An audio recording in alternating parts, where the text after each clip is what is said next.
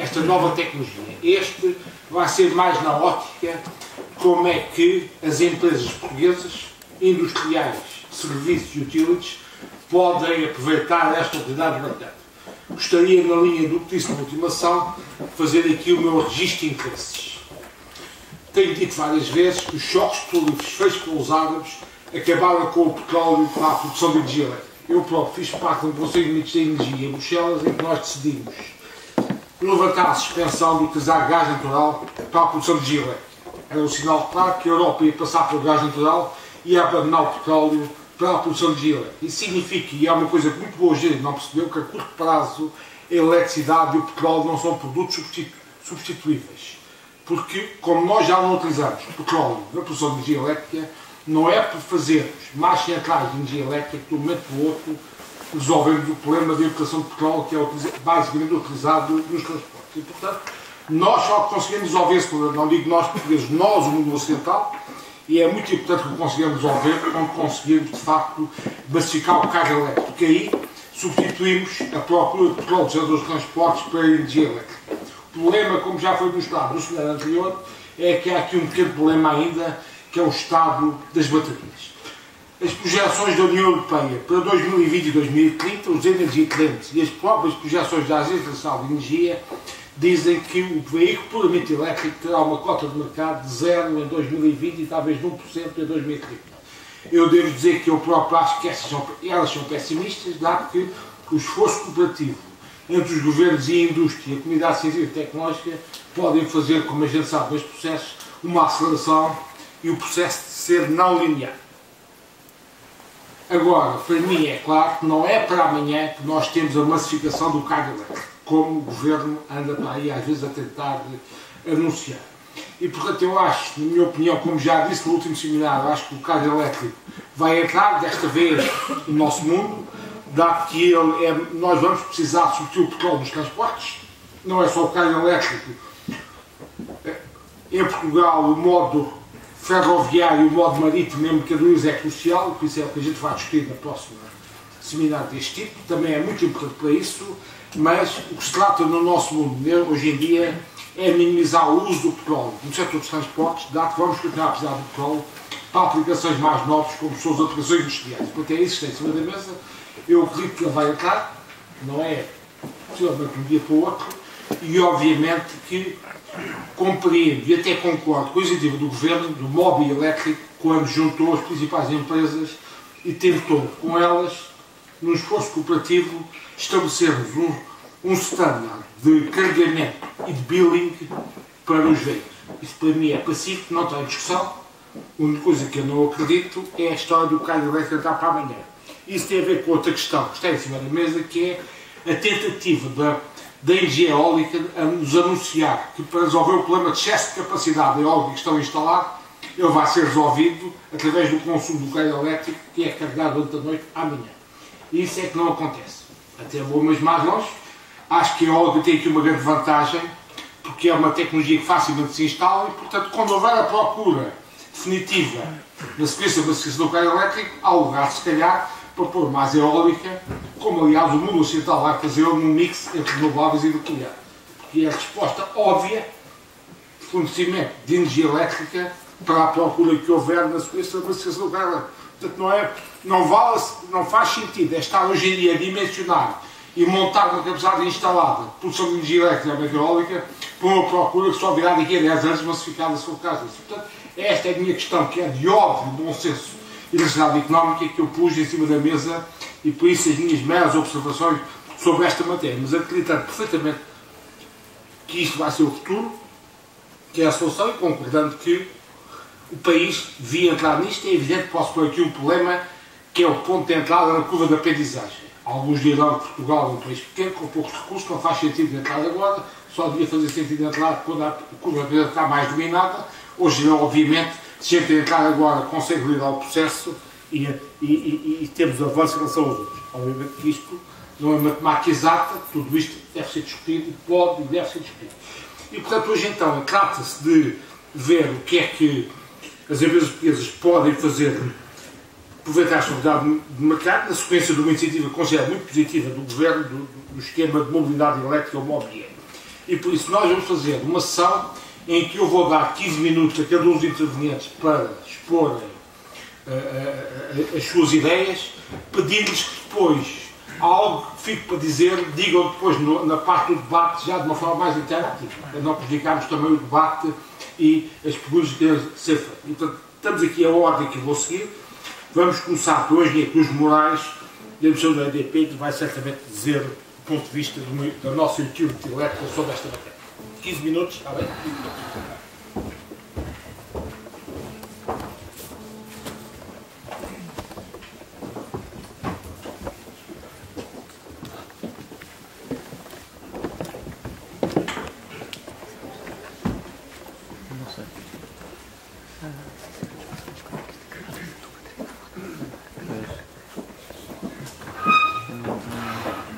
Muito obrigado, Sr. Engenheiro Nuno Amaral. Boa tarde a todos. Antes de mais nada, naturalmente, agradecer o convite à Ordem dos Engenheiros, em particular ao Engenheiro Jorge Coutinho, pela amabilidade que teve de me convidar para estar aqui nesta tarde, e dizer-vos que é naturalmente para mim um enorme prazer e uma honra estar nesta Casa de Engenheiros. E com o painel especialista que aqui temos hoje temos especialistas nas baterias, temos especialistas no carregamento de baterias, temos especialistas nos sistemas que sabem gerir tudo isto, temos especialistas em mobilidade elétrica, e eu apenas sei algumas generalidades. Não conseguindo competir, vou falar sobre algumas generalidades da mobilidade elétrica e do impacto que elas podem ter para as utilities e para o setor em geral. E a começar por dizer aquilo que costumo dizer nessas coisas. Nós estamos a viver um período de mudança que não tem precedentes no setor da energia ao longo das últimas décadas. Nunca estivemos a viver um momento de mudança tão significativo quanto este, e aquilo que caracterizou o nosso paradigma do desenvolvimento económico ao longo do século XX está a mudar. Era energia barata, era energia abundante, e tudo isso está a mudar. E os dois principais fatores de mudança são estes que aqui estão. É o aumento da procura e são as emissões de CO2. Este gráfico que mostra aqui é aquilo que tem sido a evolução do consumo de energia ao longo dos últimos 40 anos. Tem crescido a uma taxa superior a 2% ao longo deste período, o que faz com que, entre 1970 e o ano 2009, o consumo tenha mais do que duplicado, o consumo de energia globalmente tenha mais do que duplicado ao longo destes anos. E como todos sabemos, o problema é que este problema é um problema dinâmico, continua. E porquê? Porque os dois principais drivers para o crescimento dos consumos são, basicamente, a demografia e o desenvolvimento económico. Relativamente à demografia, nós sabíamos que éramos cerca de 6 bilhões de pessoas a habitar este planeta no ano 2000. Neste momento, queremos que somos já algo mais do que isto. E esta previsão não vai falhar, porque a demografia tem uma enorme inércia e sabe-se exatamente o que é que vai acontecer. Em menos de qualquer cataclismo, vamos acabar com 9 milhões no ano 2050. Onde deveríamos, em princípio, atingir o máximo da população humana no planeta, porque a previsão é que seja pouco mais de 9 milhões, ou muito perto dos 9 milhões também no ano 2100. Mas a verdade é que nós duplicamos de 3 milhões para 6 milhões em cerca de 50 anos.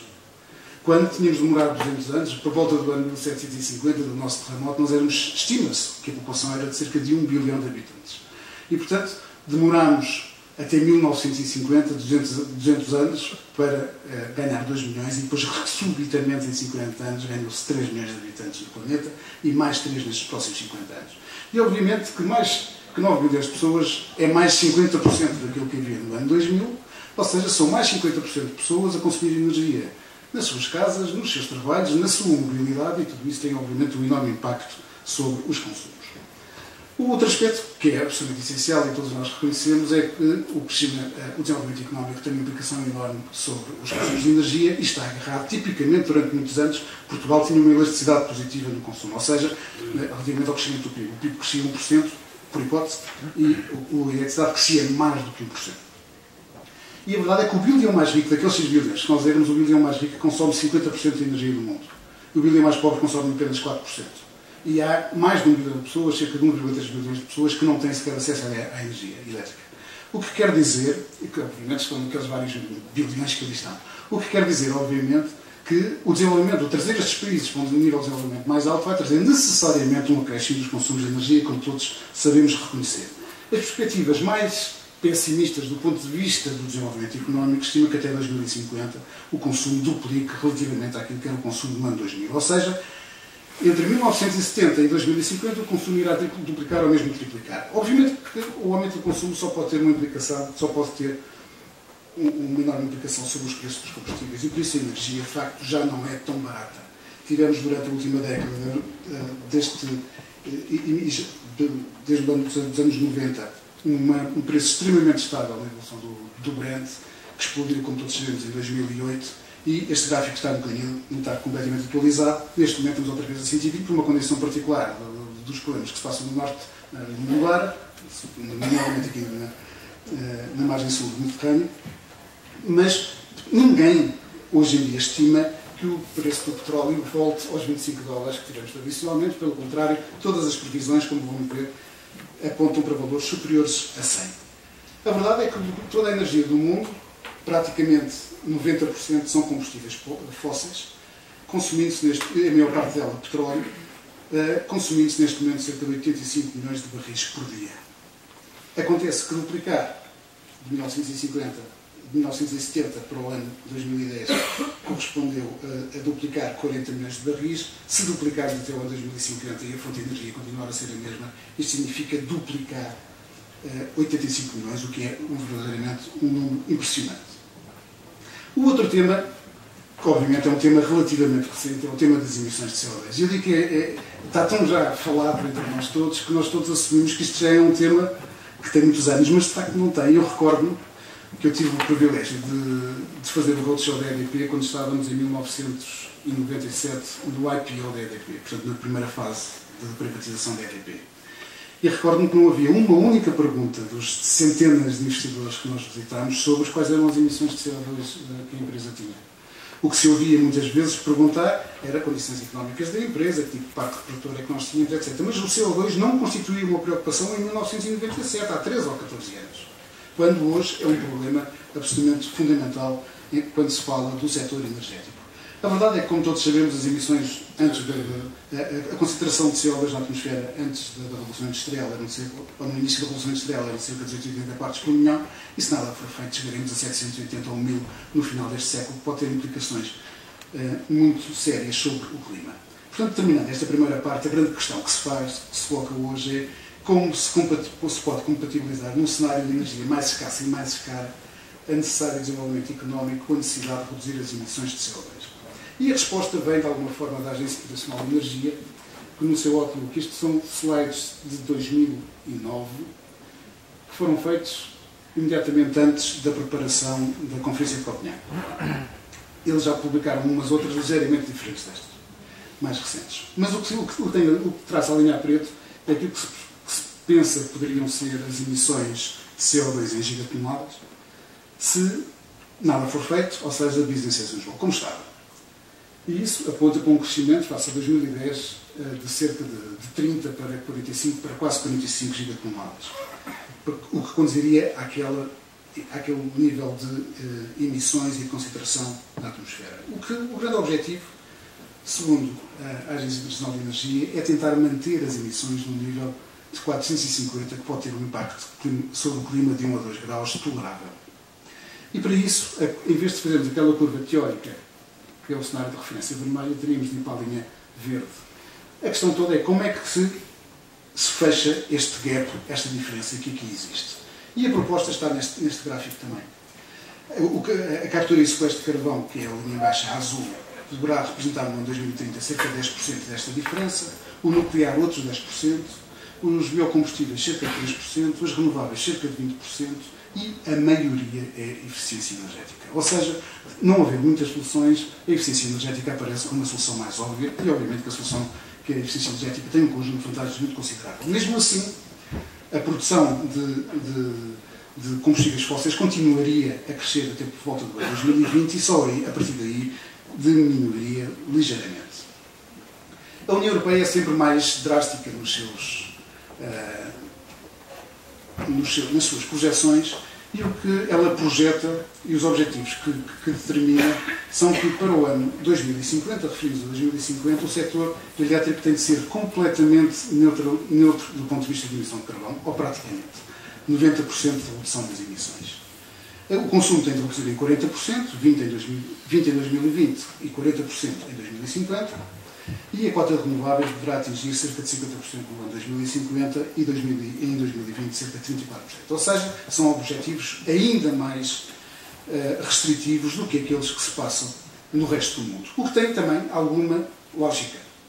A Europa e o mundo ocidental é, do ponto de vista do desenvolvimento económico, aquele que já atingiu um nível maior, e, portanto, os outros vão ter e vão com certeza consumir muito mais energia. Basta ver o que aconteceu com a China.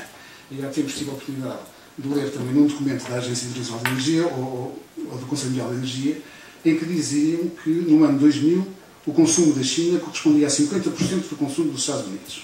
E apenas em 10 anos, no ano 2010, ultrapassou em 5% o consumo dos Estados Unidos.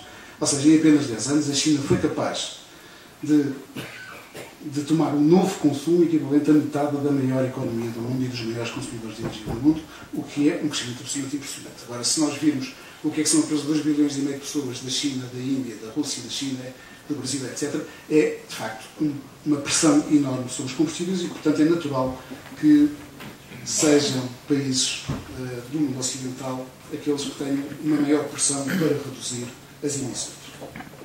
E em Portugal? Em Portugal também acho que vale a pena abrir um pequeno parênteses para falar sobre aquilo que é a nossa balança de bens e serviços e ver para já que a fatura energética portuguesa, que é o que está no gráfico da esquerda, varia, obviamente, muito com o preço dos combustíveis, admitindo que os consumos não variam de forma tão significativa.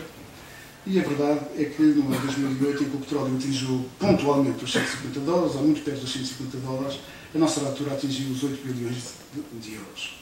E a verdade é que, muito embora a nossa balança de bens e serviços, excluindo energia, se tenha vindo a reduzir ligeiramente, com o aumento dos preços da energia, a verdade é que a nossa balança tem ficado cada vez mais desequilibrada. E a parte da energia corresponde a mais de 50%, ou é responsável por mais de 50% deste desequilíbrio. Nós somos também, basicamente, importadores de petróleo. 76% da energia, dos produtos energéticos que nós importamos é petróleo, o resto é um clima gás natural, 16%, 5% carvão e 4% de eletricidade. Quanto ao preço do petróleo, eram as projeções que eu dizia, diferentes entidades estimam como preço spot para 2020 em redor dos 100, para preço a longo prazo, ou cerca de $100 por barril. Neste momento nós estamos a mais do que isso, mas acredito que qualquer coisa em redor dos $100 possa ser um valor possível de referência para o ano 2020. Ora bem, neste cenário, quais são aquilo que nos parecem ser os principais fatores que vão determinar o futuro próximo? Eficiência energética, como foi dito, que é uma forma essencial de limitar o crescimento dos consumos. E tem um conjunto de outras vantagens importantes. É que melhora a competitividade da economia, melhora a competitividade das empresas, uma vez que aumenta naturalmente a produtividade destas atividades. E, para conseguir a eficiência energética, isto vai passar também muito pela eletrificação do consumo, nomeadamente tudo o que seja, por exemplo, o aquecimento de águas, por exemplo, através de bombas de calor e através de processos que são feitos com eletricidade, são basicamente muito mais eficientes do que os outros. E o outro grande tema é, naturalmente, a descarbonização do setor elétrico. O que é que vamos então assistir de mudança na nossa vida ao longo dos próximos anos? Acredito que vamos continuar a assistir ao desenvolvimento das energias renováveis, algum foco na microgeração, sobretudo quando ela for competitiva com os custos de rede. Vamos assistir ao desenvolvimento de eficiência energética em todas as áreas, nomeadamente na área dos transportes e daí o desenvolvimento da mobilidade elétrica, e também assistir ao desenvolvimento das redes inteligentes como forma de suportar estas mudanças estruturais no setor da energia. Uma regra relativamente simples é que edifícios, indústria e transportes, genericamente no mundo, isto não é de Portugal, correspondem basicamente a 1/3 de todos os consumos. E por isso, se temos de atuar nos edifícios, temos de atuar na indústria, temos também de atuar nos transportes. E para atuar nos transportes, estamos a chegar à mobilidade elétrica. Há várias hipóteses. Quantos? 2 minutos. Ó, gente. A minha síntese não vai tão longe, mas eu vou tentar. Híbridos.